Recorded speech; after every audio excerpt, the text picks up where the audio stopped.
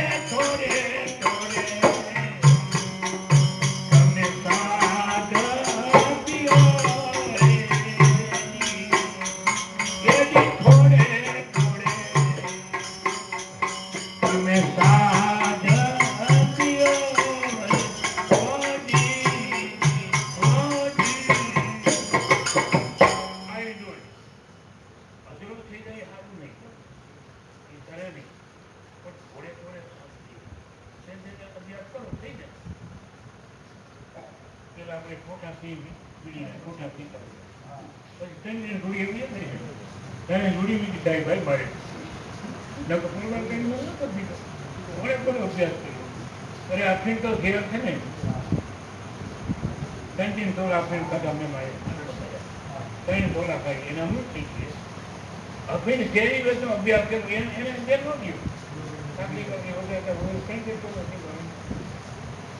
તો ઘેર અમૃત થઈ જતું હોય તો આ ભક્તિ કેમ અભ્યાસ નથી અભ્યાસ કરો. પછી એનો દાખલો આવ્યો જો હજી તમે એનો દાખલો આપો બોલે તો એને સાથ પીવાથી શું ફાયદો થાય છે અભ્યાસ કરવાથી ફાયદો છે. સડવું છે આપણે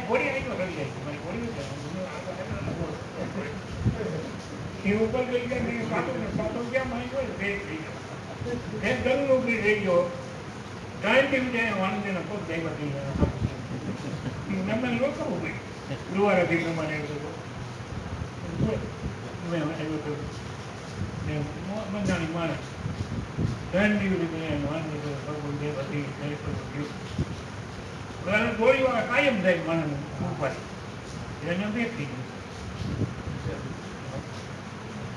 જોડી વાળો માયો ચાલુ હોય ને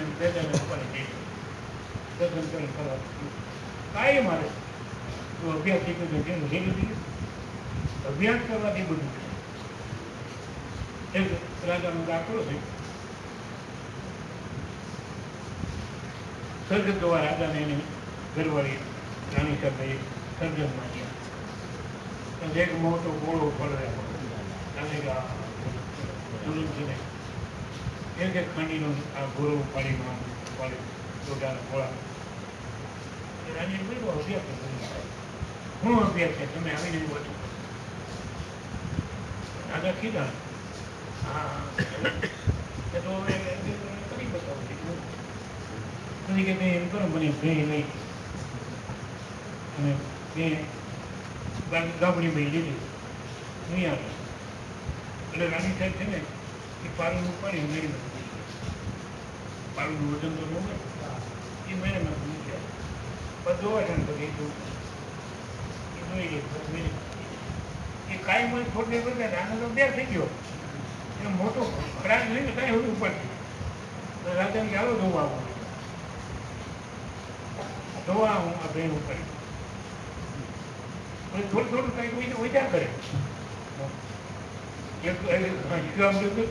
એ રાણી મોટું ખરેલું થઈ ગયું કામ દવડાવી કામ એ બધું હોય આ લોકો મને કહું ગામમાં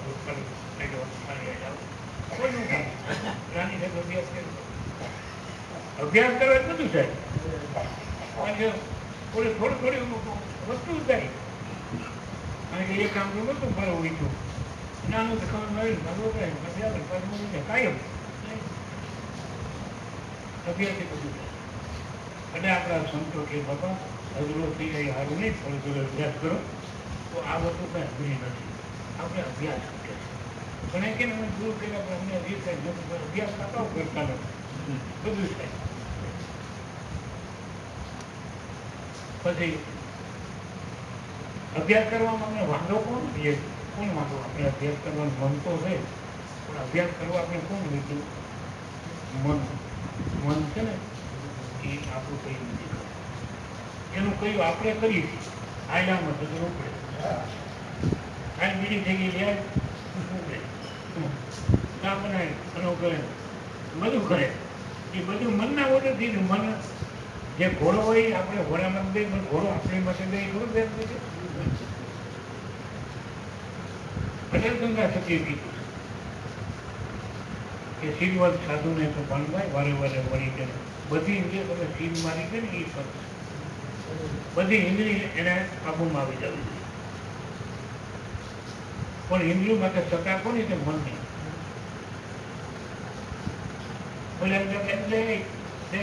જીભને કે જીભ કહીને કોઈ ચાલે છે નહીં માને છે નહીં કાંઈ હું છે ને મન હું ગલતી એ બોલે મન કરાવે કોઈ એમ કે લાફા મારવાનું મન હાથને કે મારું કહું માર મન કે બોલું કરે પડવું પણ હાથ એમ કહી દે મારે શું મારી તું મન કરી બધી ઇન્દ્રિય સીધ મારી દો એટલે કડીમાં એ જેઠને ચોખ્ખું કહ્યું જરૂરનું પ્રહલાદનું ભજન છે જરૂર પ્રહલાદ ભેગા થયા નથી પણ ભજન બનાવનાર છે ને એટલે એનું નામ ચડાયું પ્રહલાદ મળ્યા પણ એ બેનું કેવું આગાય એવું કહેવામાં કોઈ નામ પૂરું થઈ ગયું બનાવ્યું જુદી જાય પણ જરૂર પહેલા આ વાતને માનતા હતા બેની એને હવેલો એમાં નાખી દીધો એટલે એને કડીમાં કીધું ત્રીજી કડીમાં કે તમારે મનનું કહ્યું તમે ફેરા કહેશો ને તો તમારે મેળ નહીં પડે તન ઘોડો મન છે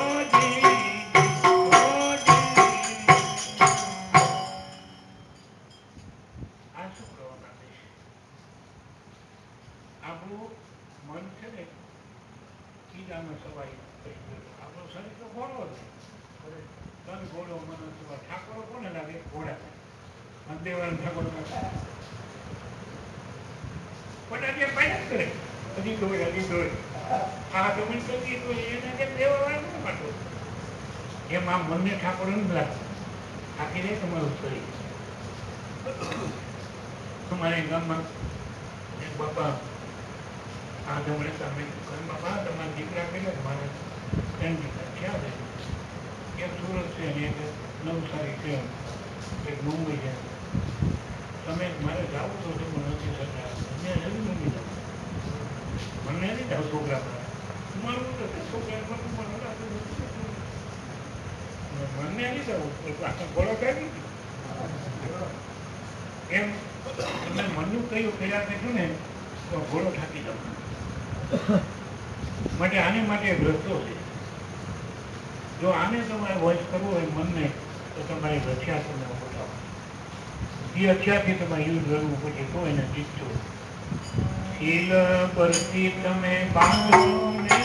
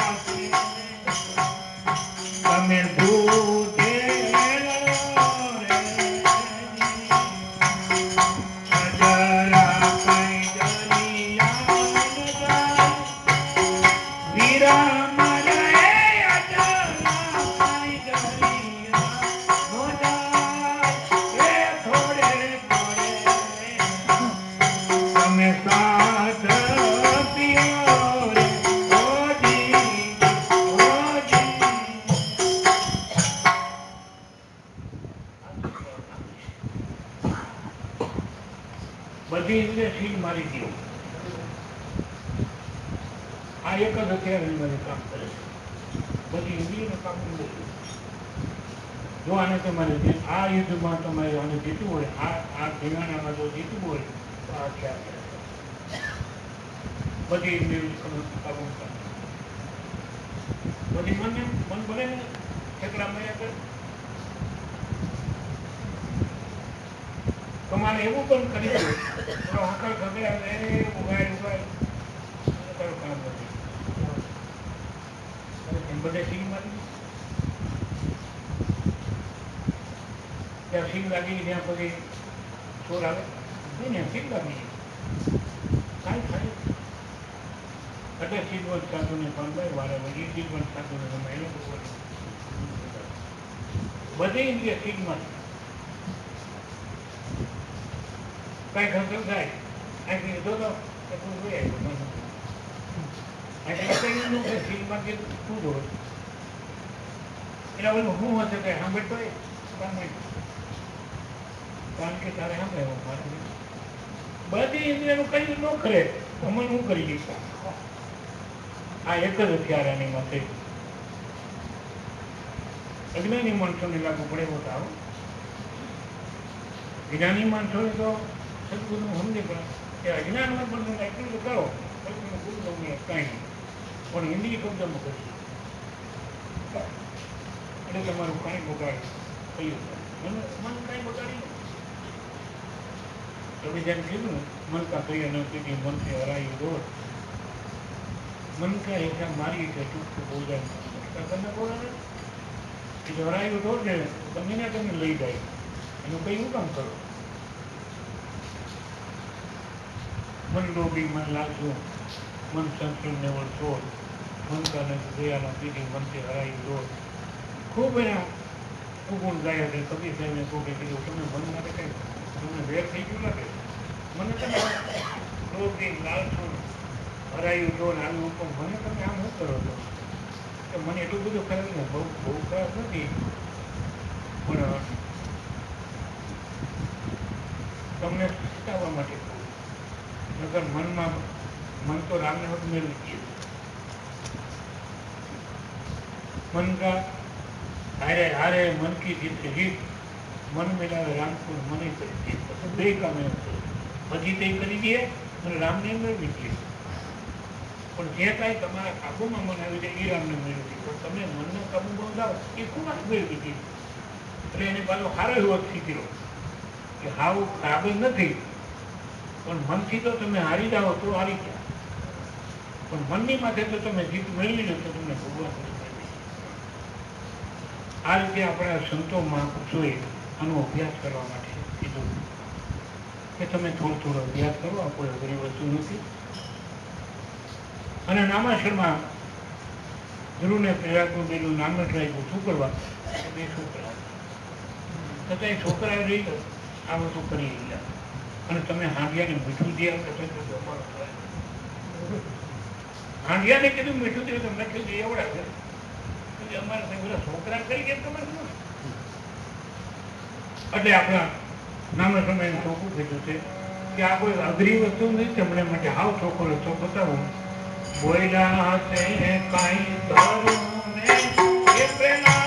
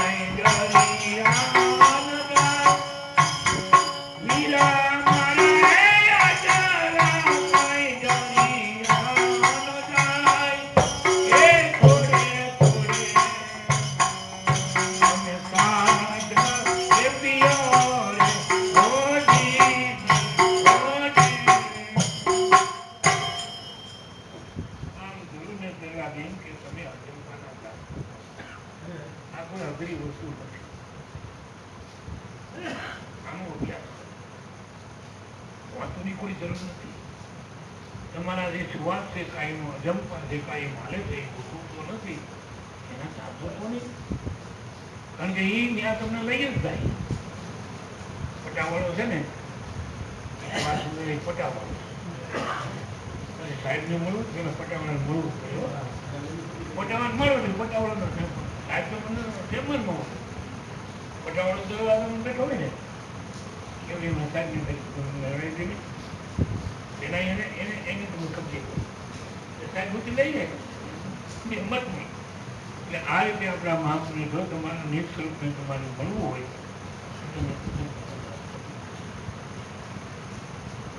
એનો અભ્યાસ કરો. આમ ધરુને પહેલા બાળક હતા છતાં આ સ્થિતિ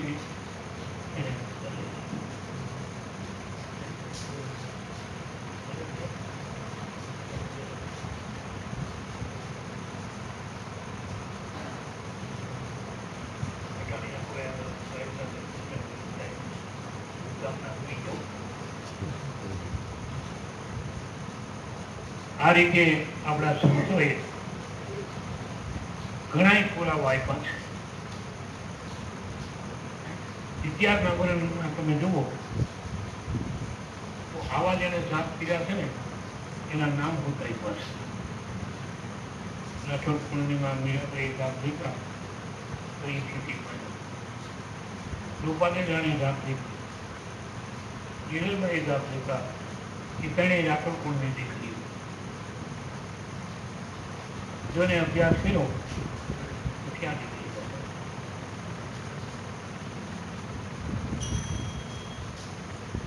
રૂપાલી રાણી તો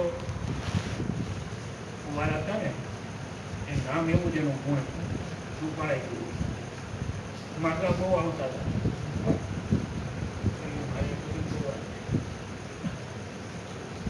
એને બાપુને કઈ બધા લગ્ન કર્યા કોઈ સંસાર પાસે નોકરી કરવો લગ્ન તો કરો, લગ્ન તો કશું કરું તો મને ભજન ન કરવા અને ભજન ન કરું તો મારો મનોધર્મ ફેરો થતો.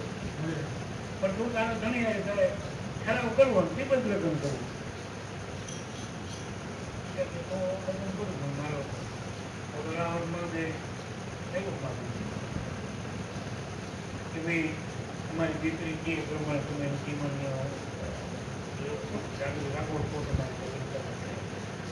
એમાં હું તમે કયું તમારે રૂપાળા બોલો મોં પામી ગયો. બોલો તમે શું કરો એ તો ભાઈ તમારી 2 રૂપિયા હું તમારી અજાણ રાખું પણ ભજનમાં હું સતત પડે ત્યાં તમે મને રોકવાની ભજન ભાવમાં જવું ભગવાન નામ દેવું એમાં તો